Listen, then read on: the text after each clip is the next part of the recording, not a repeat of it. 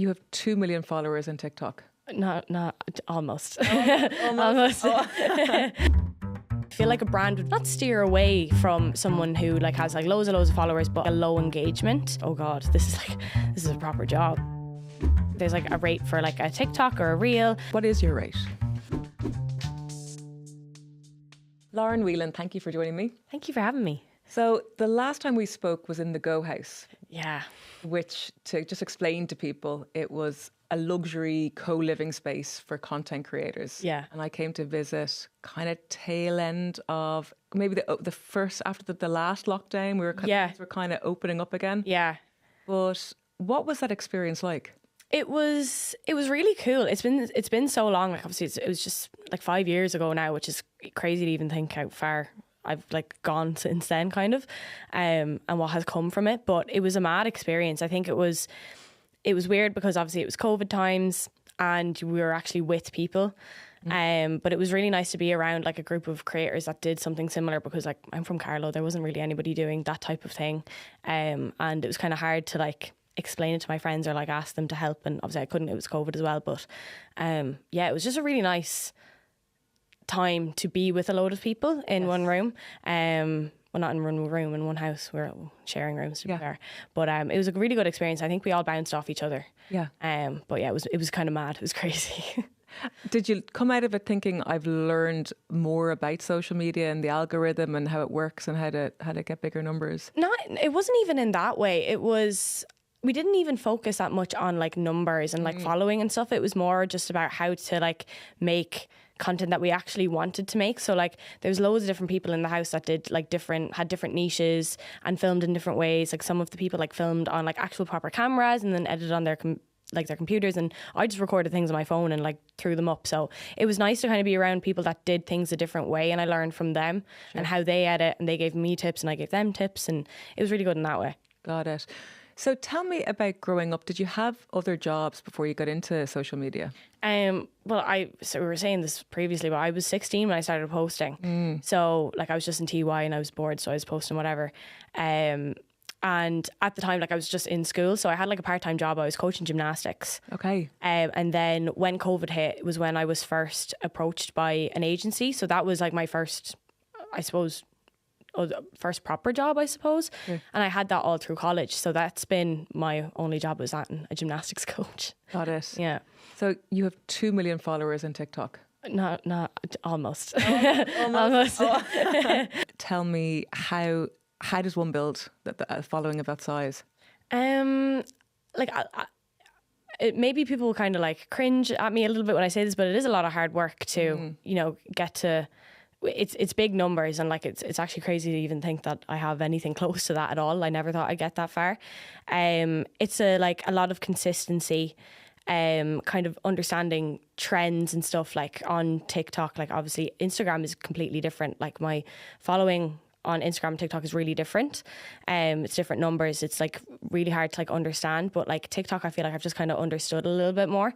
So it's just kind of all about being consistent, posting as much as possible almost, and making sure like you're maintaining like a relatable and like almost genuine status. You don't want to, come across as if you're like being someone you're not. Like people don't really, I think back in the day when influencers were becoming a thing, it was more just about aesthetics and like how you looked, whereas now it's more about like people want to find out what you're actually like. They want to be a bit nosy. They want to see what your day-to-day life is. So it's just like making sure that you share almost everything, basically. Yes. Yeah. Was there a particular piece of content that led to your biggest gains, or was it just cumulative? It's definitely accumulative. Yeah, these are big words I can't even say. Accumulative. It's kind of weird. I've been on a weird journey with my content. When I first started posting, it was mostly dances, because that's what like TikTok was. It was all like just like TikTok dances and trends. I had like my first viral video like a couple months in. You would like slide out of the frame and people would add on to it. Like that was a big trend at the time. And then I went to skits. So I was doing like classic Irish mammy skits, whatever. And that got me a good chunk of followers. And then I ventured into fashion and beauty, and that's kind of what I've been doing since. So yeah. Got it. When did you realise that this was a career? I think when I moved to my current agency that I'm with now. I was with one previous, and I ended up leaving them because my management reached out to me, and I was like, let's try something different. It was also when I was trying to get into more fashion and beauty, and that's kind of what they cater to, and that's who the other influencers that they have do. But yeah, they reached out to me, and I just I had like 1 or 2 meetings with them, and I just saw how seriously they took it, and I was like, oh God, this is a proper job. This is like a serious thing, and it was nice to be around people that actually took it that serious, because I feel like when I was starting off and I would speak to like other adults or like other people around me, they're like, oh, like, but surely you'll have to do this and you'll have to get another job or you'll have to go to college or something. I did go to college as well, but it was nice to be around people that took it really, really seriously, and I had seen how far the other girls in my agency got. So it was just, that was a really big like, oh, this could be a full-time thing. Yeah, yeah.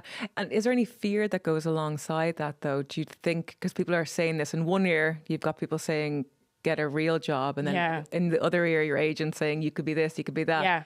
Where do you stand on that? Do you have any fears that you maybe should have a contingency plan? I actually have no fears. Maybe that's a bit delusional of me, but I don't really at all. I think I've seen how far the other girls, say again, in my management have gone. They've been doing it so much longer than I have. Yeah. And they all have their own brands. They're like ventured off into like new things. They've invested in different things. They've taken different routes. They've gone into like TV and media. So I think I'm in a really nice position, whereas like if I didn't want to do influencing so much anymore, I could go into something that's like more maybe TV or radio or whatever. It's nice to have that platform because you can kind of venture into different things from it. So I'm never in my ear like, oh, I must get a more traditional job, because this is a real job. Yes. Yeah. What's it like these days in the industry? Are rates going up? Are they going down? Is it more competitive? It's kind of hard to compare or like to say that, because I don't know what everybody else gets. Yeah. So like I only know myself. I'm in a really good position that with the work that I've put in and like how the results that I've gotten previously in jobs, that my rates have gone up. So that's really nice to see. Like working reoccurringly with brands and seeing my rates go up is a really nice feeling, because I'm like, okay, right, they obviously like what I'm doing. I've gotten them good results, that we've maintained a good partnership now, and my rates are going up. But it's kind of hard to say for like in general, because I don't really talk to the other girls and be like, oh, how much did you make here and here? Yes. It's not really that type of thing. There is a bit of like competitiveness, but it's like it's not a toxic competitiveness. It's very like positive thing. Like we all uplift each other, and I'm like, okay, this girl's working with this brand. I like her content, so I could potentially work with them too. It's just kind of that sort of mindset. Yeah. What is your rate? It's kind of hard to say. It's hard to give like a set figure, because it isn't really a set figure. Obviously, there's like different. It's almost like packages, say. So like a brand might approach and they're like, look, this is our budget. What can we do with this? And we have like, there's like a rate for like a TikTok or a reel. And then if it's a brand that I might like and maybe I want to work with them again, we'll give them like a special rate or whatever it is. But like it's really different, because someone with less followers than me might have better engagement, so they might get a similar rate. It's so many different factors. I feel like people just think more followers, more money, but that's not the case at all. It's all about your engagement, your reach, your impressions, link clicks, everything goes into it. Got it. So I guess that also kind of filters out, because we often hear in the industry that a lot of people, influencers and brands will buy followers. So that at least that kind of filters that out, because I guess your engagement kind of tells all, right? Yeah, exactly. I feel like a brand would almost like not steer away from someone who like has like loads of followers, but like a low engagement. Yes. Because it's all about the engagement. Like there's no point having 1 million followers if you only get like a couple hundred views on a post and stuff. They want to see how well the people that follow you actually follow you, instead of just like clicking the follow. They actually want to see what you're posting. Yeah. It's a young enough industry, and you're a very young player in the industry at 23. So are you good at managing your money? Because I'm just I guess I'm comparing you to me when I was 23. Yeah, I was still very much at the like rumbling down the side of sofas for money to go out kind of level. So what are you like? I'm very lucky that I'm set up with a really good financial advisor and accountant. I'm so lucky. I have the best in the biz. But to be honest, I wouldn't have a clue and I probably wouldn't be good with my money if I didn't meet these people. So they like help me in every aspect when it comes to my tax, setting up with like, I'm now like a limited company instead of like just self-employed. And I wouldn't have a clue about any of that if I wasn't surrounded by people that had experience in the industry. Like even my managers, they were like, no, like this is where you need to go. So I'm set up really well with them. I have like my savings set up. I have a pension and stuff, which is mad to say at 23. I know it's a bit like, oh, what does a 23-year-old need a pension for? But I think everyone should have one, no matter what age you are, no matter how much you put into it. Fair play. But who connected you with these financial advisors, or did they come through the management? It all came through my management. That's a great management company. They're really good. I know. Yeah. So they, obviously some of the other girls that are with me, say like Aileen Kate or like Kaylee Cashel, they've been doing it for so long. They're huge. They have brands themselves. So they were set up with like the best and the best. So like we kind of all just, they have dripped and drabbed all throughout, and they help us all now. So yeah. I'm not going to ask how much money you make, but I'm very curious now. Are you the highest earner in your family? I don't know. Okay. I think that's probably a good thing as well. It's not really talked about, I suppose. But to be completely honest, I actually have no idea. I don't know how much money my parents make, or, well, like my brother's 19. I would say, he's only out of school, but yeah, I actually have no idea. Like I know they're really proud of me and how far I've come. Yeah. But it's never really a talking point, I suppose. Yeah. Yeah. Is it a talking point with your friends, by which I mean people who aren't in the industry, the girls you went to school with, and all that kind of stuff? What's it like there? Do you feel an obligation to kind of, I don't know, to take them on holidays or do that kind of stuff? No, not at all. Well, I definitely take them whenever I get like, you get your influencer perks, you get like maybe free gifts and stuff, or like a trip to a hotel or whatever, and like maybe concert tickets and stuff. I always take them with me in that sense, but I'm never like, oh, I need to bring them here, because that's not the case. That's not a conversation that we ever have. I feel like the only people that ever ask me like how much money I make is like people I don't know. Like sometimes people like come up. Me. Not really. But like say people will come up and they're like, do you make good money? And I'm like, yeah, but it's like people, like some people just blatantly ask, like they might come up and like say, hi, I follow you, how much money do you make? Like that's happened so many times, but it's never been a conversation with like my close friends, because I feel like it's kind of a surface level thing.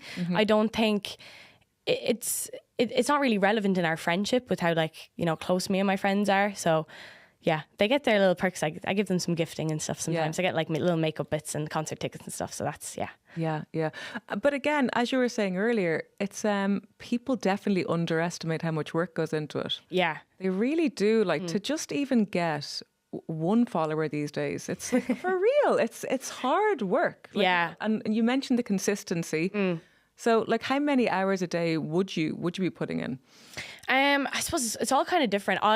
People like every creator kind of does it differently. I kind of tend to like block out 2 or 3 days in the week where I just film, and then I have 1 or 2 days where I just edit. I like to bulk it up, because obviously I think I'm like motivated to say I'm going to do everything here, and I'll have the energy for it, and then I know I'll have my downtime to like edit or whatever.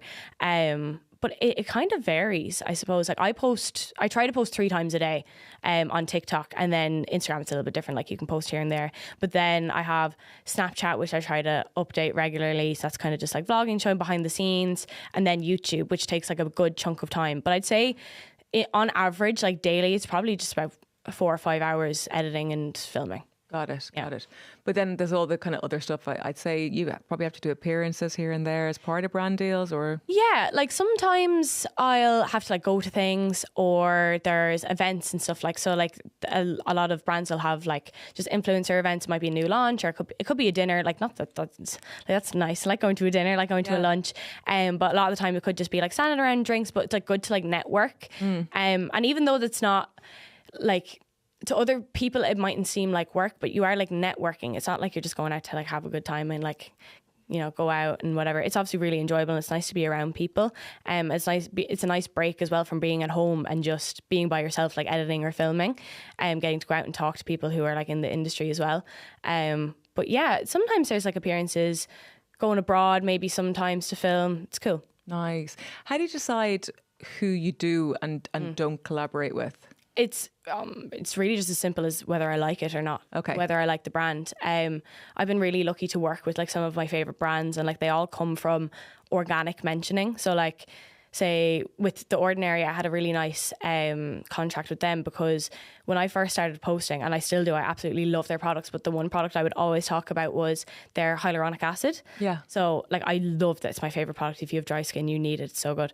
But they had this whole campaign where they reformulated it. So then I was a part of that, because I did a lot of organic mentions for it. So unless I like the brand, unless I've used the product, a lot of the times brands will come out with new products, and obviously they want to advertise that. And I'm like, here, send it to me first. I'll see if I like it, and then I'll do a little video or whatever. But it's all just about whether the brand aligns with my values and I like the product. If someone came to you today and said, I want to become an influencer, Yeah. what advice would you give them? Ooh, okay. It's kind of, I was going to mention this earlier, but I actually don't know. It keeps changing. In terms of like gaining followers and stuff, it changes every day. And I actually don't know if I would be able to do it right now. If I was to join fresh in right now, I don't know how easy it would be for me. I think I was really lucky when I started. I got in really early, because I got in when TikTok had just come back, because it used to be Musical.ly and then it changed to TikTok, and it was kind of fresh. There was really no Irish people on there at the time. So I got in early and I got in good. But now if I was to tell someone, I think I would just be like, get set up with a good financial advisor and a good accountant, because they don't teach you any of that self-employed stuff in school, unfortunately, or in uni. And in terms of posting, it's all about consistency. Yeah. Being yourself, as cringy as that might sound, it is. People want to see you and follow you. They like your personality. It's obviously, they might like the way you dress and they might like the way you look. You might be really good at makeup. But if you're not like a really genuine person, they're not going to be as inclined to press that follow button. Yes. So that's what you want. And staying consistent. It's all about posting as much as you can. Yeah, yeah. You're an Irish language speaker as well. I am. So how is that good for business? Yeah, absolutely. I think I've been really lucky with some of the things that I've gotten to do through the Irish language. I was on Realty na Gaeltachta, the first season of it. That was about 2 or 3 years ago now. Which was really, really cool. They sent us back to Donegal to like relearn Irish, myself and a few other celebrities. I do not label myself a celebrity. But we got sent back, and that was really, really cool. And then I did a really cool campaign this year for Seachtain na Gaeilge with Frank and Honest. So they had a whole campaign because I had like really nice mugs with some Irish on it and stuff. So I did a cool campaign with them for Seachtain na Gaeilge. It's just really nice that I'm able to like incorporate that in a little bit. I was on the Katie Hannon show and stuff talking about the Irish language as well. So it's really nice. And I suppose I love the Irish language, so I'm lucky I'm able to like promote it. Yeah, yeah. So I get the impression that you're definitely set up with your financial advisor, but what are you like? Are you a spender? Are you a saver? Do you kind of gravitate towards like spendier things, or where are you at? I think maybe before I moved out, I was a little bit more spendy, because I could afford to almost. Okay. But I moved out last year. So I've been so much more aware of my money. And like, that was something I obviously spoke about with my accountants, my financial advisors, even my managers. And I'm quite good now, I would say. Like, I put about 20% away every week. Personally. And is that for the pension and savings? No, so personally, I'll put about 20% away. Okay. And then like, you know, if I get a little bit extra here and there, like I'll pop it in as well. But that's like after like my rent and my bills and whatever. But yeah, and then I have like a reoccurring thing set up for my pension and my business investments. Okay, that's fantastic. Yeah. So are your mum and dad must give you great advice as well?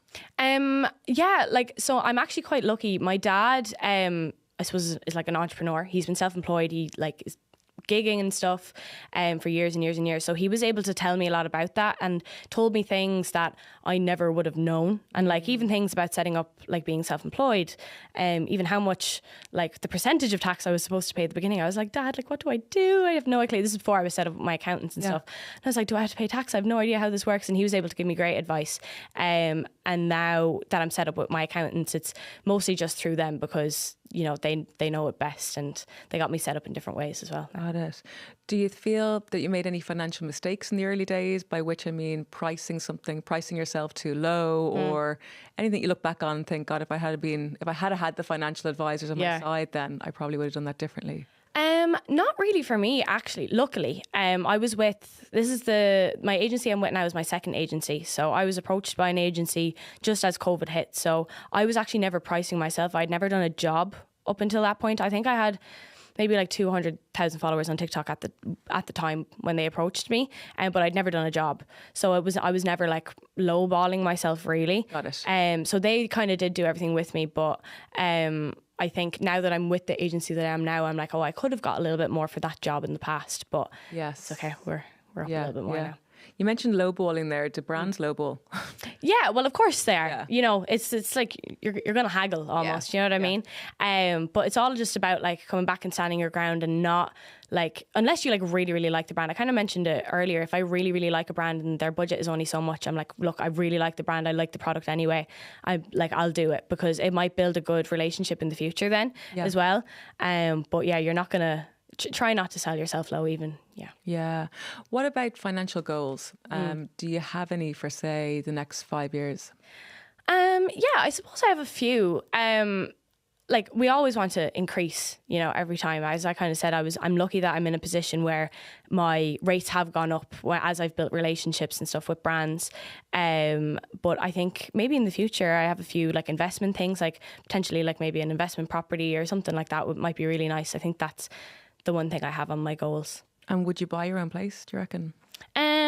Not in the near future, I wouldn't say. I'm only moved out as well, so like kind of even getting used to that balance of, you know, paying rent, paying bills. It's been a year now, so I'm kind of okay. But at the beginning I was like, whoa, okay, there's actually a big chunk going into this now, because I've only ever lived at home. And when I went through college, I went to college in Carlow. Yeah. So I never moved out or anything. I never had to kind of pay rent or like manage bills or anything like that, bar just my car or whatever. But yeah, now it's just hopefully a property. Yeah. Not sure how soon, but it's just on the cards. Yeah. And are you still in Carlow? No, I moved to Dublin. Okay, so what's that like? Because I mean, Dublin is pretty expensive. Did you see it? Did you see it like the minute you got here? Or it's Carlow's up there as well. Carlow is pricey. I'm not going to lie. I was potentially, I think I was just at the time, I was like, I just need out. I was, 22. I'd never lived away from home really, bar that time I was in the Go House. But I just really needed my own space and I just wanted to feel independent. I wanted to get away a little bit. So yeah, I just really wanted to get out and I was looking at Carlow and there wasn't really much option anywhere nice. And then looking at Dublin, I was like, wow, this is pricey. Yeah. Very expensive. But then, yeah, I'm really lucky with my roommate. Her roommate was moving out. She knew I was looking. She's like a kind of a friend of mine through TikTok and stuff, actually. Okay. So it's really nice. I live with someone who does something similar to me. I'm not like cringed out. I was only saying it to the lads in the back. If I was like filming in the kitchen, I don't feel weird about it or something. It's nice to have her there. But yeah, it's a big shock when you move out. You're like, oh, that's a lot of money. Yeah. What about the supermarket shops? Because everyone's kind of really feeling that now. Have you been feeling it?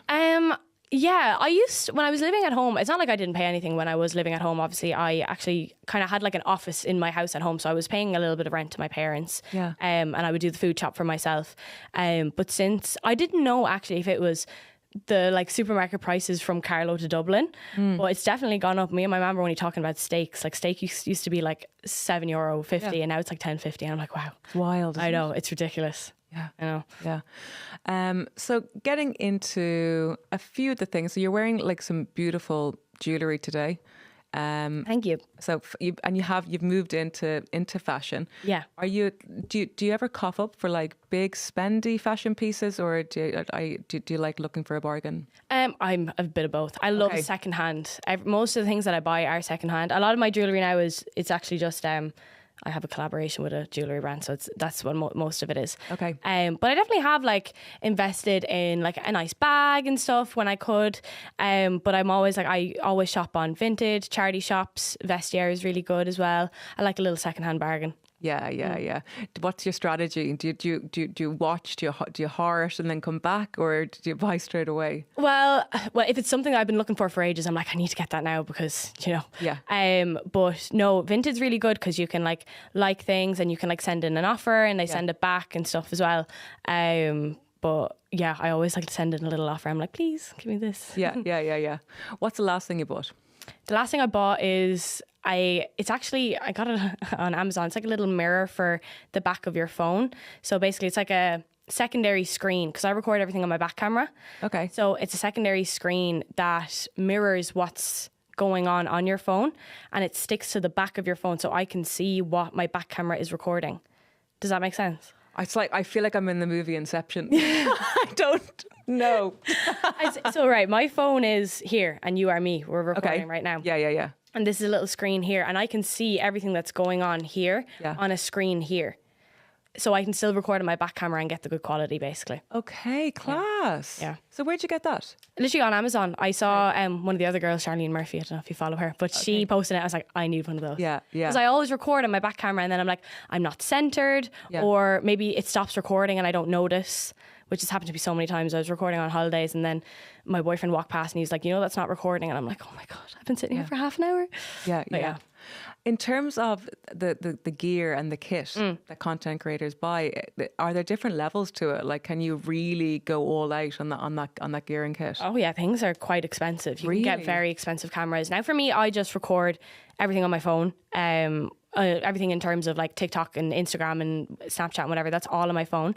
But when it comes to YouTube, I did buy a camera, and cameras are quite expensive. I feel like you might see a tiny little camera and you're like, that's grand, but it could be €800 to €1,000.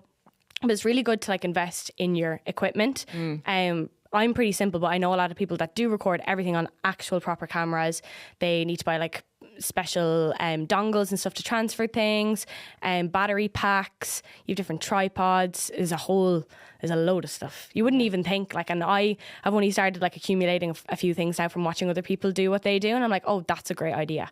Yeah. And that's interesting because like in terms of seeing other people do it, but you went in so young. Yeah. So who did you learn from? Or like, were you just like looking up YouTube videos and to teach yourself, or did you just go in completely green? I went in a bit blind, to be honest. I think with TikTok, especially when I was 16, again, I wasn't like I was ever posting to be like, oh, this is going to be my job. I was in TY. I had nothing to do. I was like, I'm just going to post this and have fun.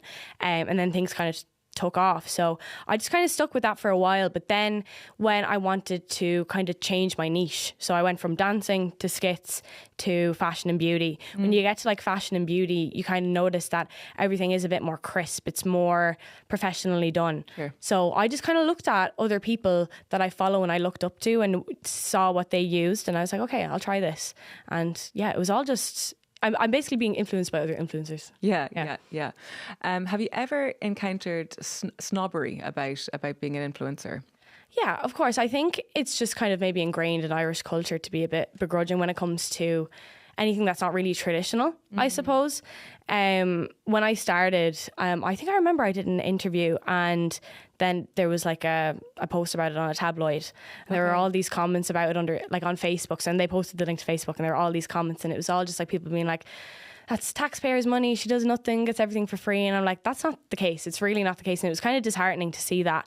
But I think as this job becomes more popular, people are becoming more open to it. There's obviously going to be a few people being like, oh, you don't actually do anything. It's not a real job. It's not this, that and the other. But it's just, I understand it's not traditional and it's not like you can just look up how much an influencer makes. It's not something you can just Google. You can't look up like how to do it or whatever. It's all just about personality. Yeah. So I do understand the like maybe the skepticism when it comes to it. But I do think people are becoming more open. But yeah, a lot of, I feel maybe like older people are still like, that's not a real job. Yeah. But it, like at an international level, it's I think, as you mentioned earlier, it's wild how many things you can segue into. Do you know what I mean? All the different things you can do. So would you start your own brand, like your own makeup brand? Oh, I'm maybe not a makeup brand because I'm not a makeup artist. So I feel like that wouldn't be I wouldn't have the expertise as much as other people. But I'd love to go into fashion or something at some point. That's something I'd really like to do. It's like all I think about. So is it? I would love to. I just love clothes. Yeah. So have you thought about how you might kind of like how you might get that ball rolling? I think, yeah, I've spoken to like my managers about it before because say every year we'll have like a sit down chat and it's like, what are your goals and what's like your end goal? And like, it's always been to like start a brand. I feel like that's just a natural entryway for maybe an influencer that has grown like a good platform, like a good following of people that like really like their style or whatever. So potentially that's something I would like to do and like to try. It hasn't been something I've been like because I think my main goal for ages was just I want to move out. So now I've moved out and I'm like, right, okay, now we'll settle and then we'll aim on the next things. Yeah. Well, that sounds pretty exciting. Anything else that you'd like to? We spoke about financial goals for the next 5 years, and this is a career goal of sorts. But is there anything else that you'd like to do in the next 5 years? I do think I might like to venture into a little bit of TV. I think when I started originally, I'd always said like I'd love to get into presenting. When I was in college, one of my things for my module, my film module, I think, or no, my media module, sorry.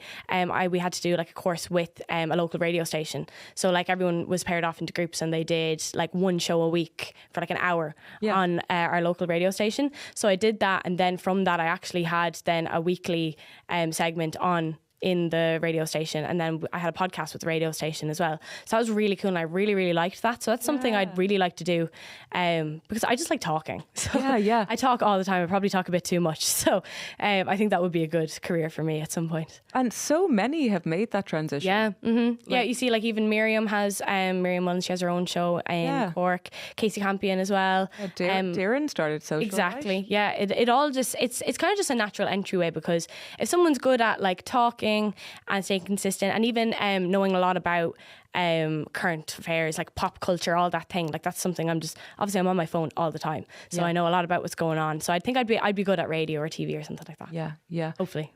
Okay, well, fantastic. I think that's very much within your wheelhouse. Yeah, I hope so. I hope so. I do. Lauren Whelan, thank you so much for coming on. Thank you.